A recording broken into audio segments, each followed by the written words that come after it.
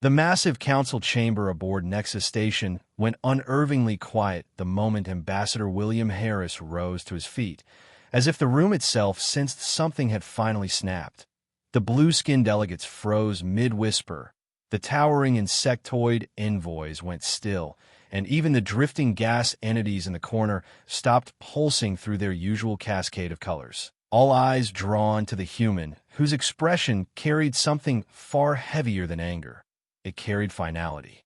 Harris looked exhausted, not just from the day, but from 5 relentless years of forced patience, 5 years of enduring condescension from the 7 dominant races of the Galactic Council, 5 years of pretending diplomacy still meant something, but today something had changed, something irreversible.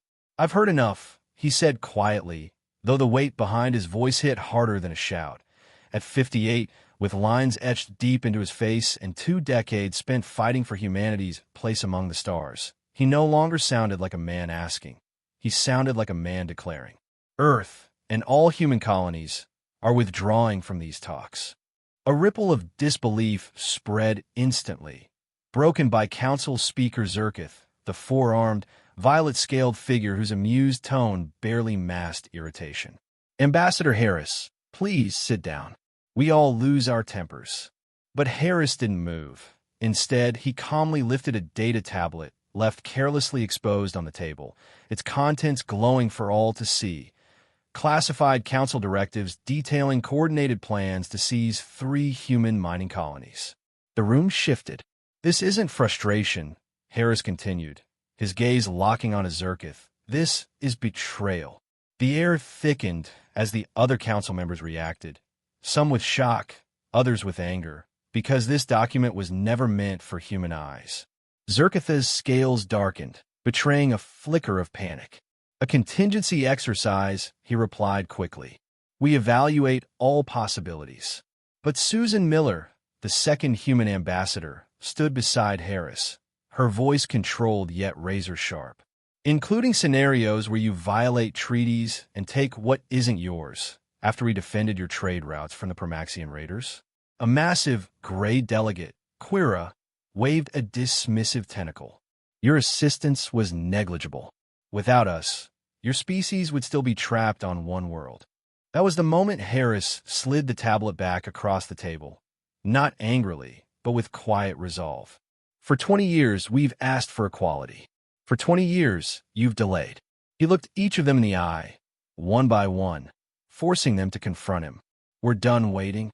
The eruption was immediate. Voices clashed, accusations flew, legal protests filled the chamber. But Harris simply raised his hand, and the 5 other human representatives stood in unison, already gathering their materials with eerie calm, like actors following a rehearsed script. "You need us," clicked the Arcturon delegate, its insectoid voice sharp with disbelief. "Your colonies rely on our protection." Harris allowed himself a faint, knowing smile. "We've learned more than you think." Susan handed him a small device, and with a single press, every screen in the chamber went dark, then flickered back to life, completely wiped of all human data. Entire star maps erased. Trade logs gone. Access revoked.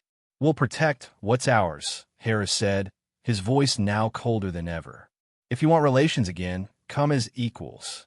And just like that, humanity walked out. The door sealed behind them with a final echo that lingered longer than it should have. The council sat in stunned silence before dismissive arrogance slowly returned.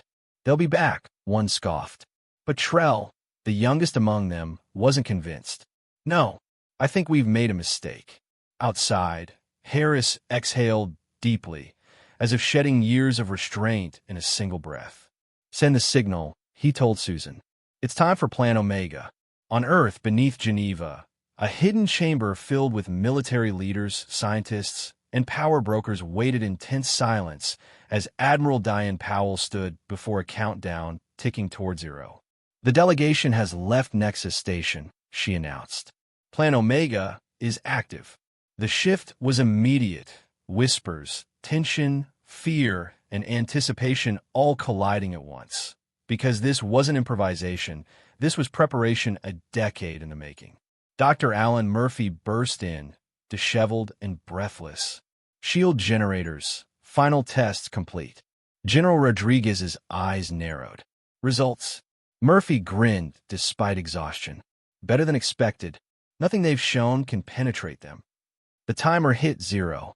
Harris appeared on screen, already en route back to Earth.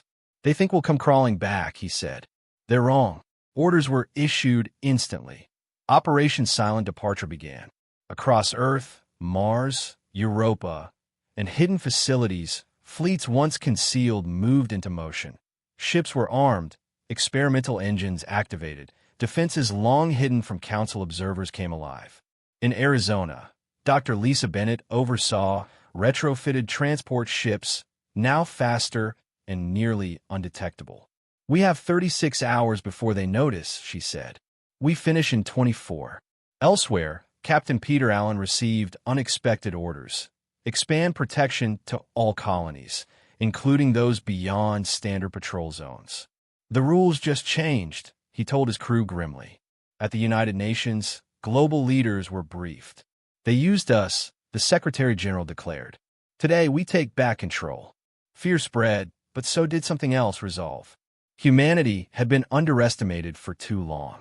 And now, for the first time, they were ready to prove it. Across the solar system, hidden weapons armed themselves, fleets repositioned, encrypted signals spread one message: stand ready. Back in Geneva, Admiral Powell studied the star map. 6 months, she said quietly. That's how long before they realize what they've lost. Murphy hesitated. An Element 9, 35. Powell's expression didn't change. Exactly. Weeks passed on Nexus Prime. No human ships. No signals. No trade. The Council's confidence began to crack. This is unnecessary, Calera insisted. They'll return. But Trell's voice carried unease. It's been weeks. When Zerkith finally addressed the chamber, even he couldn't hide the tension. All human communication is gone. Then we remind them of their place, snapped Mokther. Send warships. But legally, humanity had done nothing wrong. Instead, they froze assets, blocked travel, cut access, expecting desperation to follow. It didn't. Across the galaxy, humans were dismissed as insignificant until shortages began. Earth-exclusive goods vanished. Projects stalled. Entire industries felt the absence. Temporary, officials insisted. But weeks turned into months and still, nothing. No apology. No return. No submission. In private, the Council debated sending envoys, but pride prevailed. They'll break first, they said. Yet far away, humanity wasn't breaking. They were preparing. And somewhere deep in space, beyond Council surveillance, something else had already begun, something the Council had never planned for, and something they were far too late to stop.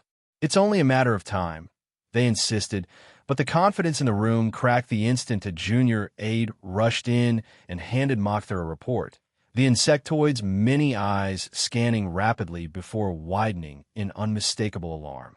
We've received word from the border near human space, he said slowly, his voice losing its edge. Promaxian raiders have destroyed one of our mining outposts. Zerkith snapped forward. Where were our patrols? A tense pause followed as Mokther looked up. That sector was under human protection. The words landed like a blow. Hours later, emergency alarms tore General Dexville from his rest cycle, dragging him into the Defense Command Center where a red alert pulsed across the main display, right along the former human patrol zones. Report, he barked. His Arcturian officer, Vellner, didn't bother hiding the concern. 3 more stations hit. Same sector. 42 dead, 17 missing. Resources gone. Dexville's jaw tightened. Our fleet. Too late. Every time, a map lit up, strike points forming a pattern, one that used to be covered by human ships. 3 months had passed since humanity walked away, and what once seemed like a minor inconvenience now looked like a growing vulnerability. Contact Earth, Dexville ordered. Demand an explanation. The reply came back cold and immediate. Diplomatic channels closed. Human forces no longer serve the Council. Elsewhere, the damage spread in quieter, more unsettling ways. Merchant leader Riva stood in her once thriving warehouse, now stripped bare of Earth's luxury goods. Coffee, chocolate, handcrafted items, all gone. "They're furious," she told her assistant, staring at empty shelves. "And we have nothing left to sell." Attempts to reach human traders had failed. 10 times, no response. Outside, the bustling port had slowed to a ghost of its former self.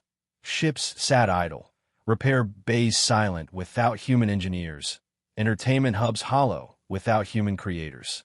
It wasn't just trade collapsing, it was dependence being exposed. On Nexus Prime, business leaders finally forced their way into the council chamber after days of waiting. "Bring them back," demanded Krell, his voice shaking with anger. "My production is down 60%. Our research is failing," added Dr. Mira. "Humans think differently. We can't replace that." Zerkith listened, frustration building as he admitted. "We've sent 6 messages. They respond with automation." "Then offer more," one suggested. But pride flared instantly. "We do not negotiate with those who defy us," Cholera snapped. The argument shattered when a staff member whispered urgently to Trell, whose face drained of color.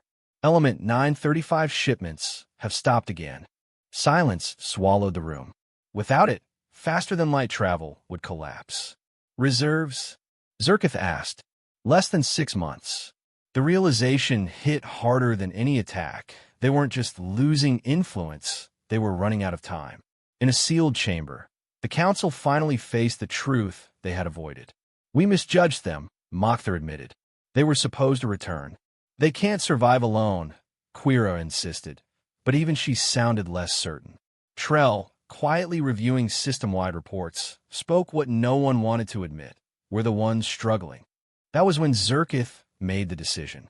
"Prepare a diplomatic envoy. Whatever it takes." The Harmony approached Earth's system with measured caution.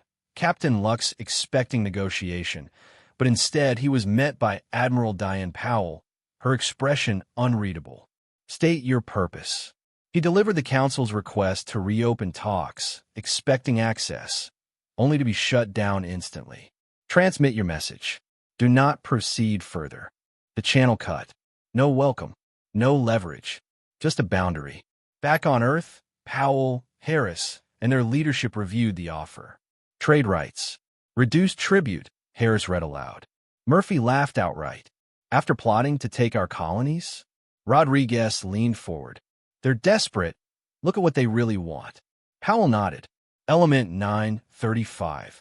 6 months without it had pushed the Council to the brink. Meanwhile, their own scientists confirmed the truth. Alternative sources existed, but extracting them would cost 5 times more and require technology only humans had mastered. And then came the revelation that changed everything. Dr. Siv uncovered ancient records, 10,000 years old, marking Earth with a symbol, home of the Guardians. Worse, cross-species archives revealed the same pattern. Ancient visitors, human in form, guiding civilizations, then vanishing. The implication was impossible and undeniable. Humans hadn't just joined the galaxy. They had shaped it long before anyone else existed. As the Council struggled to process this, Earth moved forward. New colonies beyond detection. Breakthroughs in shield and stealth systems. Fleets deployed silently. When the Council finally escalated, sending a massive fleet to Earth, it walked straight into a trap. Hidden defenses activated. Hundreds of human warships decloaked, surrounding them instantly. One demonstration shot proved everything. The balance of power had shifted completely. The Council retreated without firing back. And when the truth reached Nexus Prime, silence replaced arrogance. "They could have destroyed us," Vex admitted. "They chose not to." That was the moment everything changed. For 20 years, humanity had played the role of the weak newcomer, but now it was clear they had never been weak at all. They had been watching, learning, and waiting.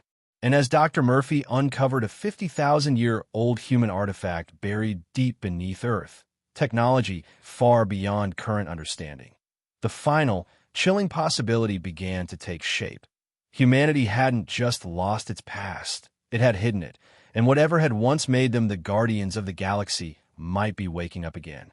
Tests confirm it, Dr. Murphy said, his voice unsteady despite the data glowing clearly in front of him. Our DNA contains markers, evidence of advanced space adaptation from thousands of years ago. The room fell into a heavy silence as Ambassador Harris slowly paced through the lab, his eyes drifting over ancient artifacts that suddenly felt less like relics and more like forgotten proof. So the real question is, he said quietly, stopping in place, do we tell the Council the truth, that we weren't just explorers, we were once the caretakers of the galaxy? Light years away on Nexus Prime, the mood was just as tense as Zerkith gathered the 6 other Council members in a sealed chamber. No guards, no staff, only the weight of a decision that could redefine everything. We cannot defeat them, Mokthar admitted bluntly, the memory of their fleet's retreat still fresh. And without Element 935, our systems will begin to fail, added Sarah. Trell stood, his voice steady but bold. Then we stop thinking small. We don't just make peace, we offer them leadership. Shock rippled through the room. Zerkith's scales shifted uneasily. Leadership? To the newest species? Not the newest, Trell corrected, activating Dr. Siv's report, the oldest. One by one, the Council members read the evidence. Ancient records, shared myths, undeniable patterns, and their expressions shifted from disbelief to realization, to something almost like relief. If this is true, Zerkith said slowly, then we haven't been negotiating with newcomers. No, Trell replied quietly. We've been dismissing the very beings who may have ensured our survival. That changed everything. For the first time, the Council agreed to act without deception. No hidden agendas, no manipulation, only truth. Days later, in Geneva's Grand Meeting Hall, sunlight poured across polished wood as humanity and the Council finally sat face to face again. But this time, as equals. President Laura Grant led the human delegation, flanked by Harris, Admiral Powell, and General Rodriguez, while the 7 Council members sat opposite, visibly uneasy under Earth's gravity and, perhaps, under the weight of their own past actions. Thank you for coming, Grant said calmly. We appreciate the effort. Zerkith bowed slightly. We come to make things right. For 3 days, discussions unfolded without games or posturing. The Council admitted their mistakes, offered full equality, and acknowledged humanity's sovereignty. Harris watched closely, searching for the deception he had grown used to. But this time, it wasn't there. On the final day, the treaty was signed, fair, balanced, and long overdue. Humanity would return, not as subordinates, but as equals. Then Trell spoke again, surprising everyone. We believe leadership of the Council should rotate, and we ask Earth to lead first. The room went still. After everything, this was not expected. Grant exchanged glances with her team before responding. We're honored, but we don't seek control. Only partnership. Even Cholera seemed caught off guard. After everything we did, you don't want power over us? Powell shook her head. That was never the point. Later, in the quiet gardens, Captain Brooks voiced what many were thinking. We could have taken everything. Why didn't we? Harris watched a butterfly settle gently on a flower, a faint smile crossing his face. Because strength isn't about control, it's about choice. That evening, as celebrations filled the hall with voices from different worlds, Zerkith approached Dr. Murphy, curiosity replacing suspicion. Do you know why our people left the stars? He asked. Murphy considered for a moment. We think they chose to forget. That progress was costing us something we couldn't afford to lose. And what was that? Zerkith pressed. Murphy's answer was simple, but it carried weight. What made us human? Above Earth, ships from across the galaxy now floated peacefully together, including vessels from species the Council had never even encountered, civilizations humanity had quietly discovered during its absence. Watching from a station, Admiral Powell stood beside President Grant. Do you think this will last? Grant nodded slowly. It will, because this time it's built on respect. And far beyond their reach, on distant worlds just beginning to look toward the stars, new civilizations were taking their first steps into the unknown, unaware that when they arrived, they wouldn't find rulers or empires waiting for them, but something far more powerful, a united galaxy and humanity, not as conquerors, but as guardians once again.